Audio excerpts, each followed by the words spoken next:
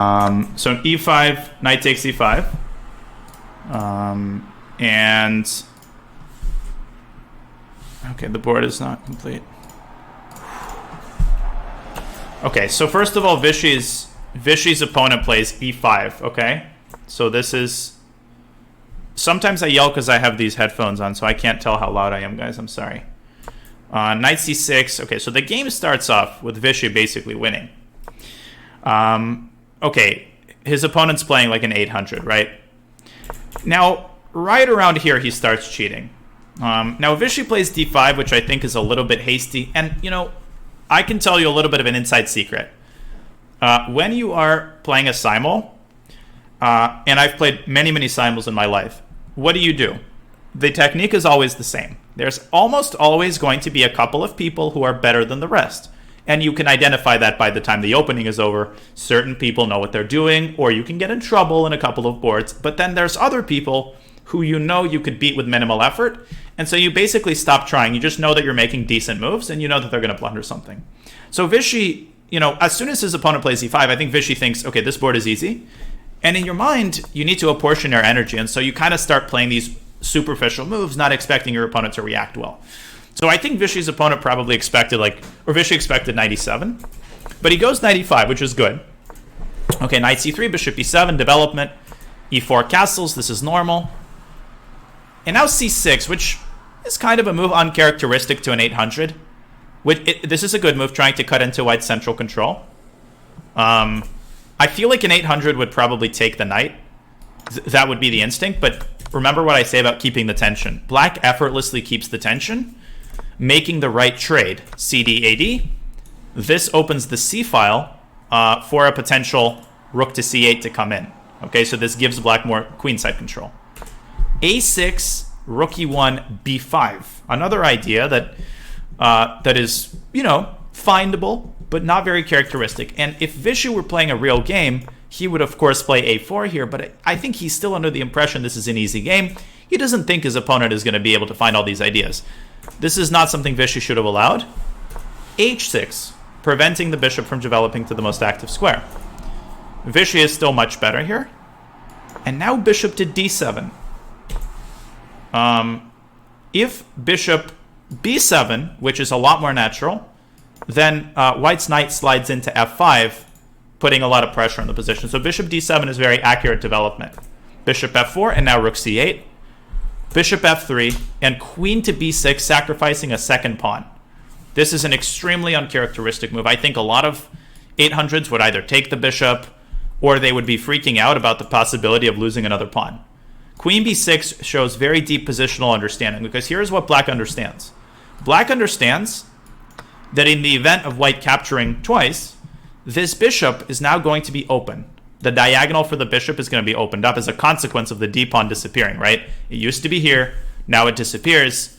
Vishy goes knight c6, which is good. But here black can play either bishop c5 or bishop d6, and you know, black gets a lot of activity for now the sacrifice second pawn, right? Remember that black played knight f3, e5, so black is now down 2 pawns. Probably black is still worse. But at this point, Vishy must have started realizing that something's going wrong. Like queen d6 here. The rook on e5 is very vulnerable. So Vishy goes knight to c6, which is incredibly natural. Now, a lot of people would be inclined to take that knight because it's so annoying. D takes c6. And this creates a massive protected passer on c6. So, of course, his opponent, knowing that, goes bishop c5. Attacking f2, Vishy defends it. And now a very calm move, rook f to e8. See how smoothly this guy brings all of his pieces into the game? This creates the threat of pawn to e4. White now has to deal with pressure on f2, and if white tries to go b4 to chase the bishop away, then the knight on c3 becomes very loose, and the bishop can slide into d4. And then if you try to take the bishop, some genius put a rook on e8, e takes d4, and the rook exposes a discovery against the queen. Now, one of the signs of computer chess is when you play around in the variations and moves that you played 3 to 4 moves ago begin to be super meaningful. Okay? But at this point, I wouldn't say that any of black's moves are unfindable by like an 1900, but certainly not 800. But at this point, I still don't have concrete evidence. Like, nothing black played you know, brings my jaw down. It's like, okay, black is playing extremely well, getting back in the game after a terrible opening. Vishy takes the pawn. Vishy decides to take the pawn. And I think this is where really the jaw-dropping play begins, because a lot of people would say, okay, this is a pin against the queen. Let's win the knight with bishop to d4. Let's try to win the knight. Could somebody tell me what's wrong with the move bishop d4? Black did not play it. Vishy, of course, saw this possibility, probably expected it. Knight takes d7 is a key resource. This counterattacks the queen. And if black takes the queen, then white takes the queen, and the game fizzles out, and white just ends up 2 pawns. I mean, you could play bishop takes f2 check, but the problem is that if you notice this rook hanging, if black just like says, oh, I'm up in exchange, well, no, you're not. You're down a piece. So the variations work out in white's favor. We don't have to analyze in depth. And of course, effortlessly seeing this, black plays rook takes e5 in 30 seconds, which is definitely the best move. This is a mass trade that results in white's king being very, very much weakened. After queen takes e5, bishop takes f2 check, this basically relies on a very important detail. Usually in such situations, the king slides into the corner. But it turns out that king h1 is actually losing. Who can tell me why? And of course, you begin to notice that all of these details work out in black's favor. That is a very big sign of somebody using a computer. Rook to e8, of course. And if the queen moves, then you simply take with either piece on e1, and black is up a piece. So seeing this, Vishy goes king to f1 pretty quickly. I mean, he must have seen that when his opponent took on f2. Bishop takes e1. And Vishy decides to take with the queen. I think taking with the rook was more natural, but Vishy was probably concerned that his queen would kind of get caught in the crossfire. He was maybe worried about rook e8. I don't know, maybe he should have taken with the rook, but he took with the queen. Now his opponent plays like the most solid, classy attacking move of all time. How many of us would play rook e8 here? Supernatural move, get the rook to an open file? Nope. Maybe knight g4, try to attack with the knight? Nope. Pawn to b4, a move on the other side of the board, and the point is to basically open up another front.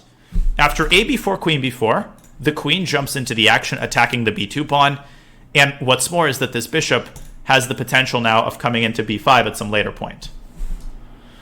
Vishy has to defend this pawn. If you lose the pawn on b2, then the knight collapses and the whole position collapses. So rook to a2 by Vishy, and Vishy tries to keep contact with the a6 pawn. Bishop b5 check. Bishop comes into the attack as predicted. Now here's the amazing bit. You guys might look at this and say, wait a minute. The king defends the queen, right? So white can take the bishop, and don't we want to keep this bishop for a potential attack? Don't we want to wait until white moves the knight? And of course, there is an insane tactical detail. Who can spot it? Rook on a2 is undefended. That's the key observation. King on f1 is vulnerable. Queen c4 intermediate check wins the exchange. So of course, how do I know what you... Well, I think somebody's thinking that. So of course the bishop is untouchable. And these tactical details are... I mean, I've never known an 800 who could spot something like this consistently. One thing that people don't understand about games where somebody cheated, and I want to make this very clear. Any individual moment like this, I can conceivably imagine a beginner spotting. I can imagine a beginner thinking for a while and maybe making the right observation. But when you have a combination of these moments throughout a game, when you have 25 moves of this, that's when things become unrealistic. It's a composite of like, okay, this guy spotted crazy tactical details 5 moves in a row. So it's not about an individual moment, although sometimes it is, and you're about to see the craziest moment in the whole game. It's about all of the moments together. So Vishy plays knight to e2, offering a queen trade.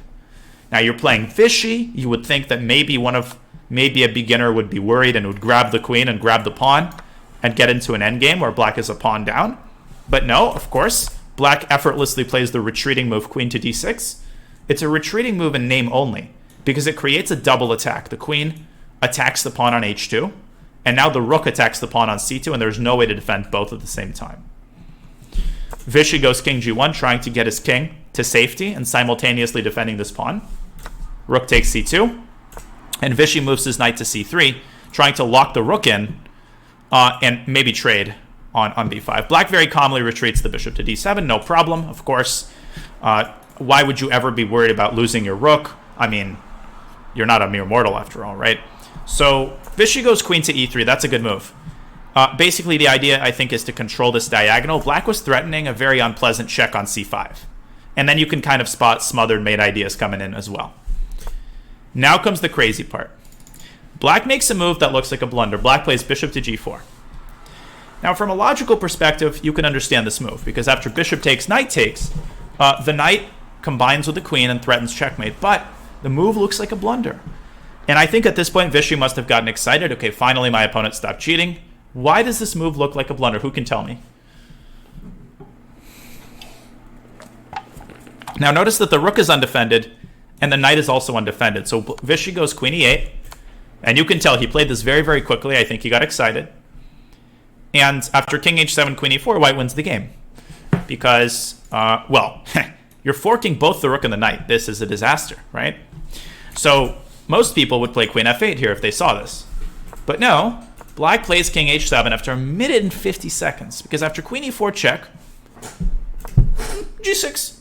It turns out that queen g6 would have protected both the rook and the knight, but allowed white to transition into an endgame. But no, g6, keeping both pieces hanging. And here's the thing. If you take on c2, then after queen takes h2 check, king f1, there's a convenient fork on e3, winning the queen. And if you take the knight, that's what Vishy did. Black slides the queen into c5. That's a check. Now you can't go to f1, you get checkmated. You've got to go into the corner. Now black gives another check on c1. This is not checkmate. White can still block it with knight d1. And the final move of the game is queen takes d5, attacking the rook and threatening back rank checkmate. So basically white has no choice other than to play h3, and black loses, or white loses everything here. And so this is like the most blatant sequence of all time. To play g6 in such a position after 40 seconds, I mean, this guy just doesn't realize how laughably obvious it is from an 800. I mean, even for a GM, this would be a highly suspicious game. The accuracy of this game is probably in the 99s, 99.0. So, yeah, not a single inaccuracy, not a single mistake, not a single blunder.